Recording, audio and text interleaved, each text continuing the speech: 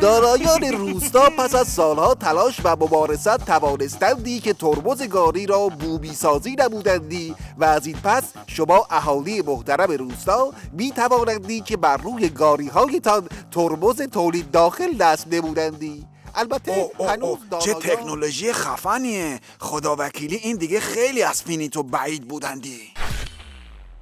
و اما حکایت امروز. روزی روزگاری سران فینیتو تصمیم بگرفتندی که مثلا یک چیزی تو مایه‌های ماهواره و اینا به آسمان روستا بفرستندی.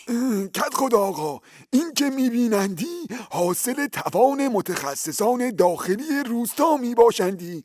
امروز آن را باید به فضا فرستادندی و گفتیم شما بیایندی که این لحظه با شکوه را از نزدیک ببینندی و حالشو ببرندی. ای خدا. کد خدا آقا، کد خدا آقا.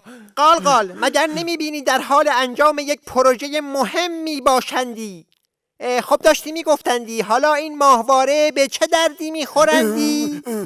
فایده خاصی که ندارندی. دیدیم روستاهای اطراف هوا میکنندی، ما هم گفتیم چیزی به هوا بفرستندی که رو کم کنی و این حرفا. کد خدا آقا، باور کنندی اتفاق مهم میافتادندی. ای بابا قال اکنون هیچ اتفاقی مهمتر از این ماهواره نمی باشندی. خب فرفر بگو ببینم این را چگونه باید به آسمان فرستادندی؟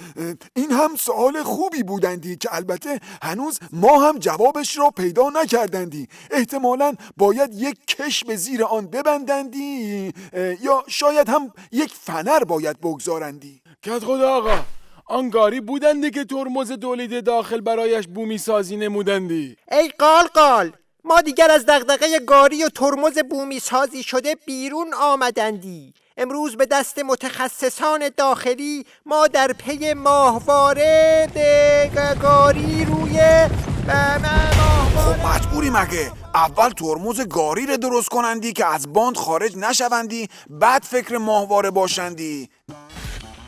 خب فکر کنم پرتاب ماهواره با موفقیت انجام شدندی. فقط گویا واسه خرج بنزینش 2 مسافرم با خودش بردندی. از این کلهک‌های فضایی بزن کد خدا آقا، اینجوری نفست بند میادا.